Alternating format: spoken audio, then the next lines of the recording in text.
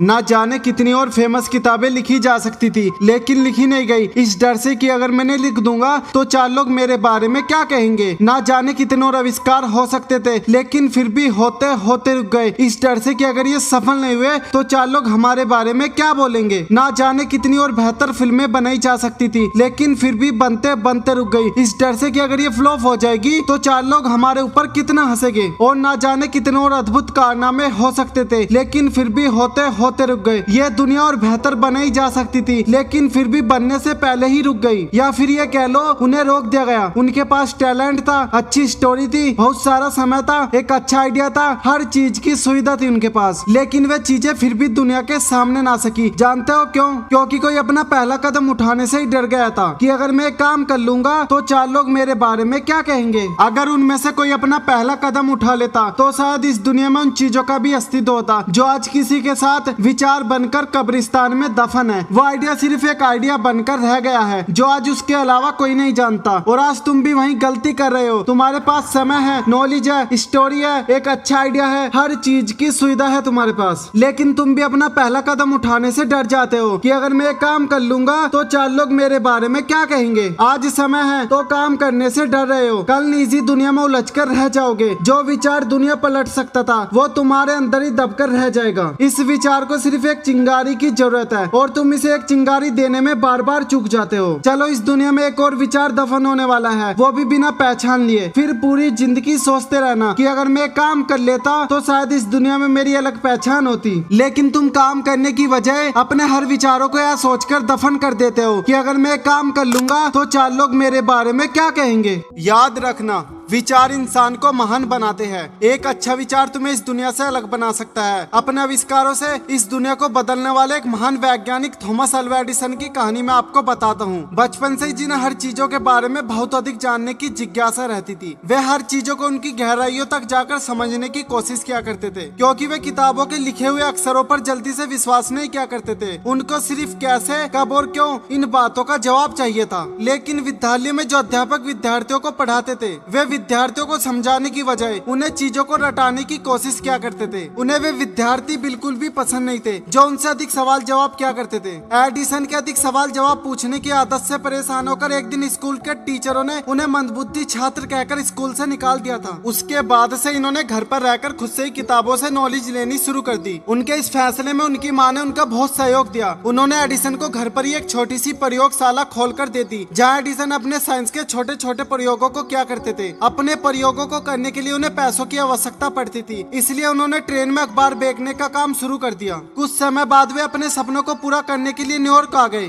Telegraph के काम में अच्छी नॉलेज होने के कारण उन्हें एक स्टॉक कंपनी में आसानी से काम मिल गया। 1869 ईस्वी में इन्होंने अपना पहला आविष्कार, एक यूनिवर्सल स्टॉक पेंटर नामक एक मशीन को बनाया। ये मशीन कंपनी के स्टॉक को एक्सचेंज करने में एक खास तरह का काम किया करती थी। उन्होंने उस मशीन को वेस्टर्न यूनियन जैसी विशाल कंपनी को $400 में बेच दिया। उन पैसों से एडिसन ने अपने जैसे प्रतिभाशाली, मेहनती और महान वैज्ञानिकों को अपने साथ काम पर रख लिया ताकि आविष्कारों को और तेजी से किया जा सके। उन वैज्ञानिकों के साथ मिलकर उन्होंने टेलीग्राफ की दुनिया में बहुत सुधार किए। जहां पहले एक मैसेज एक ही बार में भेजा जाता था, लेकिन अब आधुनिक तकनीकों के कारण 4-4 मैसेज को एक ही बार में भेजा जा सकता था, जिसने टेलीग्राफ की दुनिया को बदल कर रख दिया। 1877 ईस्वी में एडिसन ने इस दुनिया की सोच पर एक मशीन का आविष्कार किया। यह मशीन अपने आसपास की चीजों को रिकॉर्ड करके फिर से रिप्ले किया करती थी। उस मशीन का नाम एडिसन ने फोनोग्राफ रखा, जिसको आज हम रिकॉर्डिंग के नाम से जानते हैं, जो उस समय किसी भी वैज्ञानिक के लिए बनाना असंभव थी। उस मशीन ने एडिसन को दुनिया भर में मशहूर कर दिया। अब बारी आ चुकी थी इस दुनिया को अंधकार से दूर प्रकाश की ओर ले जाने की, जिस पर बहुत से वैज्ञानिक पहले ही अपनी कोशिश कर चुके थे, लेकिन उनकी सारी कोशिश एक एक कर नाकाम हो गई थी। अब एडिसन ने बल्ब बनाने के आविष्कार पर काम करना शुरू कर दिया। बार बार फेल हो रहे थे, लेकिन कोशिश करना नहीं छोड़ रहे थे। लोगों ने खूब मजाक बनाया कि अब की बार एडिसन फेल हो गया। बल्ब बनाने की 10,000 बार कोशिश की, लेकिन सारी कोशिश एक एक करके नाकाम होती जा रही थी।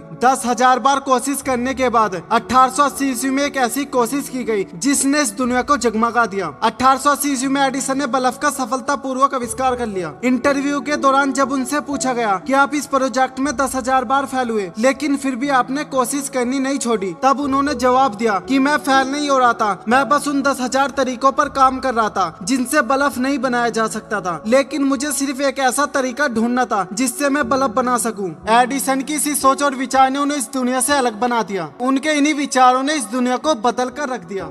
एक मछुआरे के घर में जन्मा बच्चा कैसे भारत का राष्ट्रपति और इस दुनिया का मिसाइल मैन बन गया। बचपन से ही जिसका सपना था कि बड़ा होकर फाइटर पायलट बनकर देश की सेवा करूंगा। MIT mother institute of technology college से अपनी पढ़ाई पूरी की। वहां से एरोनॉटिकल इंजीनियरिंग की डिग्री लेने के बाद अपना फाइटर पायलट का सपना पूरा करने के लिए देहरादून इंटरव्यू देने के लिए चले गए। 9th रैंक प्राप्त की, लेकिन सिर्फ 8 स्टूडेंट को सिलेक्ट किया जाना था। एक रैंक से उनका यह सपना भी टूट गया। बहुत निराश हुए। बाद में दिल्ली में आकर डॉक्टर विक्रम साराभाई के साथ DRDO defence research and department service में इन्होंने एक इंजीनियरिंग के रूप में काम करना शुरू कर दिया। काम के प्रति इनके जुनून को देखकर इन्हें कुछ वैज्ञानिकों के साथ ट्रेनिंग करने के लिए अमेरिका नासा में प्रमोट कर दिया गया। 6 महीने की नासा में ट्रेनिंग कंप्लीट करने के बाद वे भारत लौट आए। भारत आने के बाद इन्होंने अपना पहला आविष्कार भारतीय सेना के लिए एक छोटे से हेलीकॉप्टर का आविष्कार किया, जिसका नाम इन्होंने नंदी रखा। जब दूसरे देशों ने भारत की सैटेलाइट को अंतरिक्ष में भेजने से इनकार कर दिया तो खुद की सैटेलाइट को अंतरिक्ष में भेजने की सोचने लगे। SLV-3 सैटेलाइट लॉन्च व्हीकल, जिसका काम सैटेलाइट को अंतरिक्ष तक पहुंचाना था, रॉकेट पर काम करना शुरू कर दिया।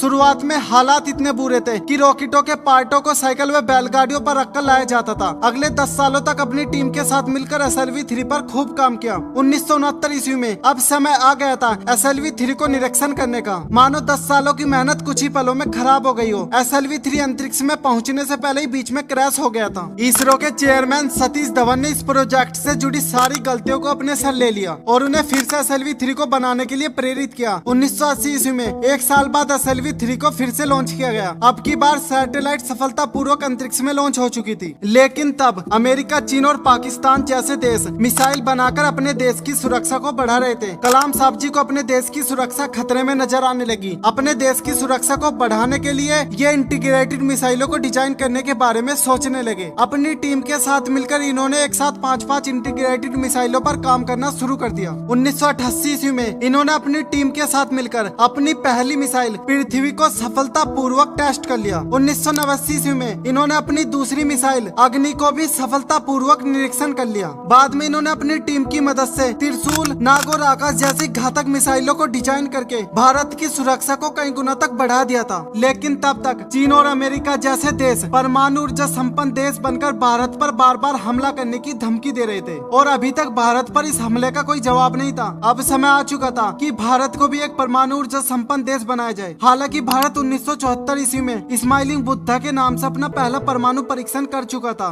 लेकिन तब भारत पूर्ण रूप से एक परमाणु ऊर्जा संपन्न देश नहीं बन पाया था। अमेरिका ने भारत के इस परमाणु ऊर्जा पर रोक लगाकर भारत के इस प्रोजेक्ट को बीच में ही बंद कराकर अपने सैटेलाइट को अंतरिक्ष में निगरानी करने के लिए छोड़ दिया, ताकि भारत कभी भी एक परमाणु ऊर्जा संपन्न देश न बन पाए। अटल बिहारी जी के नेतृत्व में कलाम साहब ने फिर से परमाणु ऊर्जा पर काम करना शुरू कर दिया। ये मिशन गुप्त होने वाला था। सैटेलाइट से अपनी पहचान को छिपाने के लिए इन्होंने अपनी टीम के साथ मिलकर अपने आप को आर्मी की ड्रेस पहनकर सेना के रूप में शामिल कर लिया और पोखरण राजस्थान में परमाणु ऊर्जा पर काम करना शुरू कर दिया। जब सैटेलाइट पोखरण राजस्थान के ऊपर से गुजरती तो ये वैज्ञानिक परमाणु मिशन को छोड़कर सैनिकों की तरह गतिविधियां करने लगते और सैटेलाइट के पोखरण राजस्थान से गुजरते ही ये वैज्ञानिक भारत की सबसे बड़ी शक्ति परमाणु ऊर्जा पर काम करना शुरू कर देते। दिन था 11 मई 1998। पोखरण राजस्थान में 3 बार परमाणु परीक्षण किया गया और भारत को तीनों बार ही सफलता मिली। 13 मई को फिर से पोखरण की धरती दहल उठी। भारत ने 2 बार फिर से अपना परमाणु परीक्षण किया और भारत को दोनों बार ही सफलता हासिल हुई। इन परमाणु परीक्षण को करके भारत एक परमाणु ऊर्जा संपन्न देश बन चुका था और किसी भी विदेशी हमले का मुंहतोड़ जवाब देने के लिए सक्षम हो चुका था। अपने जीवन के 40 साल वैज्ञानिक करियर में बिताने के बाद 2002 में वे भारत के 11वें राष्ट्रपति बने। 2007 में अपना राष्ट्रपति कार्यकाल समाप्त करके उन्होंने कॉलेजों में विद्यार्थियों को पढ़ाने का काम शुरू कर दिया। 27 जुलाई 2015 में दुनिया का मिसाइल मैन या भारत के राष्ट्रपति डॉक्टर APJ अब्दुल कलाम एक कॉलेज में लेक्चर देने के दौरान एक छोटा सा हार्ट अटैक आने के कारण इस दुनिया को छोड़कर सदा सदा के लिए चले गए। नमन है मेरा ऐसी दिव्य आत्मा को जिन्होंने मुश्किल शब्द को अपने आसपास भी टिकने नहीं दिया, जिन्होंने अपने विचारों की चिंगारी से इस दुनिया को बदल कर रख दिया।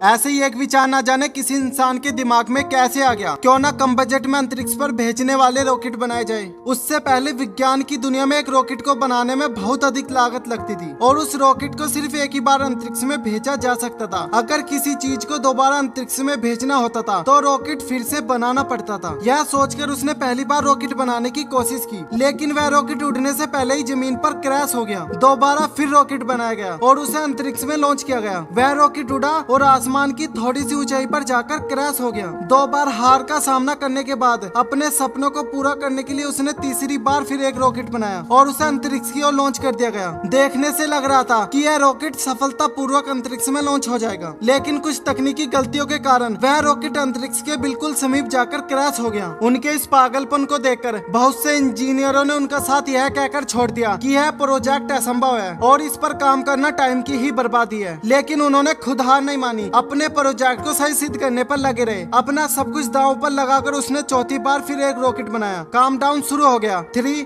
2, 1 शून्य। रॉकेट ने अंतरिक्ष की ओर उड़ान भरी और अब की बार अंतरिक्ष में सफलतापूर्वक लैंड कर गया। उस कंपनी को लोग आज स्पेस एक्स के नाम से जानते हैं और उसके मालिक को एलन मस्क है, जिसको आज 21वीं सदी का सबसे क्रांतिकारी इंसान माना जाता है। अब मैं आप लोगों से एक बात पूछना चाहता हूँ, जब ये लोग अपने अपने प्रोजेक्ट पर काम कर रहे थे, क्या इनको लोगों ने रोका नहीं होगा? इनके बारे में 4 बातें नहीं बोली होगी। अगर वे उस वक्त 4 लोगों की बातें सुन लेते तो शायद आज वे आम इंसान बनकर रह जाते और उन्हें एक बच्चा तक न जानता। उनके विचारों ने उन्हें आम इंसान से एक महान इंसान बना दिया। विचार आना जितना ज्यादा जरूरी है, उन विचारों पर और विचार करना उससे भी ज्यादा जरूरी है। इसलिए अपने विचारों को आजादी दो। ना जाने कौन सा विचार तुम्हें इस दुनिया से अलग बना दे। 4 लोग क्या कहेंगे, ना जाने इस डर से तुमने अपने अंदर कितने विचारों को दफन कर रखा है, जो बाहर तो आना चाहते हैं लेकिन तुम उन्हें 4 लोगों के डर से बाहर लाना नहीं चाहते। ये वही 4 लोग हैं जिन्होंने अपने विचारों को अपने दिमाग तक सीमित कर रखा है और आज तुम भी वही 4 लोगों का हिस्सा बनने जा रहे हो। अगर इस दुनिया में आम इंसान बनकर रहना चाहते हो तो 4 लोगों की बातें सुनते रहो, और अगर इस दुनिया में अपनी अलग पहचान बनाना चाहते हो तो 4 लोगों की बातों से ज्यादा अपने विचारों पर काम करना शुरू कर दो।